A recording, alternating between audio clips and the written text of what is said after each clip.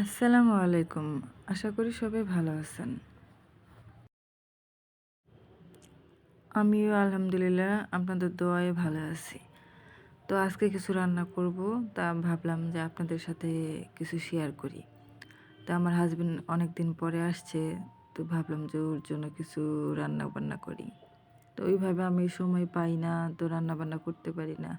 আমার হাসব্যান্ডও ওইরকম সময় পায় না, তো ওর জন্য ভালো কিছু রান্না করতে পারি না। হোটেলেই খায়, আমি ওইভাবে তাকে রান্না-বান্না করে খাওয়াইতে পারি না। বাচ্চা-কাচ্চা নিয়ে শুধু আমিই রান্না-বান্না করে খাই। তো আজকে আমারও ওইরকম কাজ-কাম নাই, আমার হাসব্যান্ডেরও ওইরকম কাজ-কাম নাই। তা ভাবলাম যে তাকে কিছু ভালো রান্না-বান্না করে খাওয়াই। তো কি রান্না করব ভাইবা পাইতেছিলাম না। তো ভাবলাম যে সে তো মুরগির রোস্ট খেতে অনেক ভালোবাসে। তো সেটাই করে দেই। আমার বাচ্চারাও খেতে অনেক ভালোবাসে। তো ২ জনের জন্যই এই রান্নাটা করলাম। ভাবলাম যে আমি থাকবো কেন? আমার জন্যও করি। তাই আজকে সবার জন্যই রান্নাবান্না করলাম।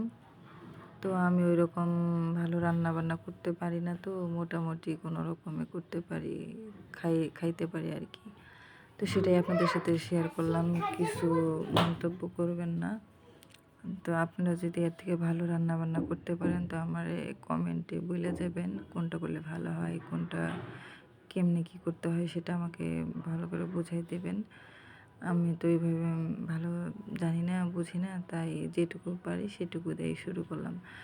আর বিশেষ করে আমি কড়াইতে রান্না করতে ভালোবাসি, তাই কড়াইতে রান্না করলাম।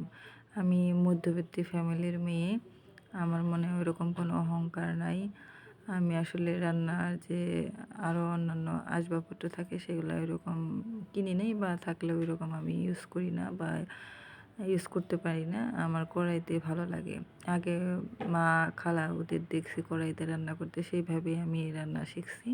এখন আধুনিক যুগ তো সবাই এই একক যে রাইস কুকার, প্রেশার কুকার এগুলাতে রান্না করে। তো আমার ওগুলাতে ভালো লাগে না।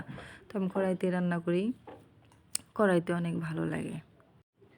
আর আমি এতদিন বাপের বাড়িতে ছিলাম, ওইরকম রান্নাবান্না করি নাই। তো কিছুদিন যাবৎ বাসায় আসছি। তো এখন তো রান্নাবান্না করে খাইতেই হবো। এজন্য ইউটিউব দেখে একটু রান্নাবান্না শিখছি। সেগুলোই বাচ্চাদের রান্নাবান্না করে খাওয়াই। তো আলহামদুলিল্লাহ ভালোই হয়।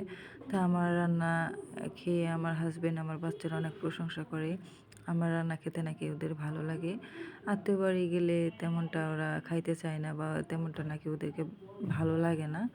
তো সেজন্য আমি মাঝে মাঝে রান্নাবান্না কইরা ওদেরকে খাওয়াই।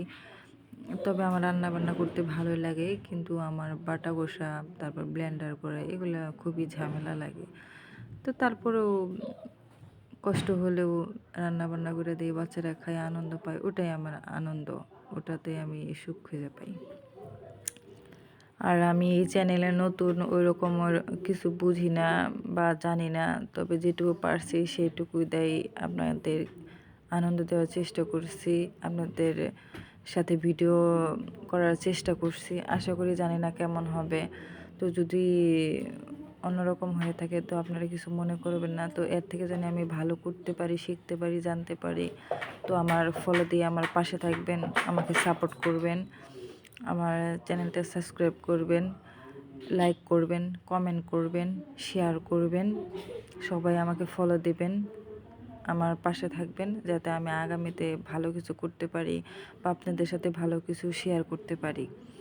তো আমার অবশেষে রান্নাবান্না শেষ। আমি হাসব্যান্ডকে খেতে দিচ্ছি। তো আমার হাসব্যান্ড খাচ্ছে। তো সে বলতেছে যে, "আমি একা কেন খাবো? তুমিও খাও।" তো ভাবলাম যে একা আসলে আমারও খাইতে ভালো লাগবে না। তো আমিও তাহলে খাই।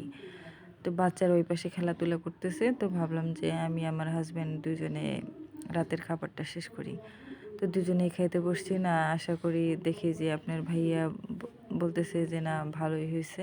তো দেখি যে না, আমার কাছেও ভালোই লাগতেছে। কষ্টটা বিফলে যায় নাই। তো আজকের মতো ভিডিওটা এই পর্যন্তই। আশা করি সবাই ভালো থাকবেন, সুস্থ থাকবেন। আল্লাহ হাফেজ।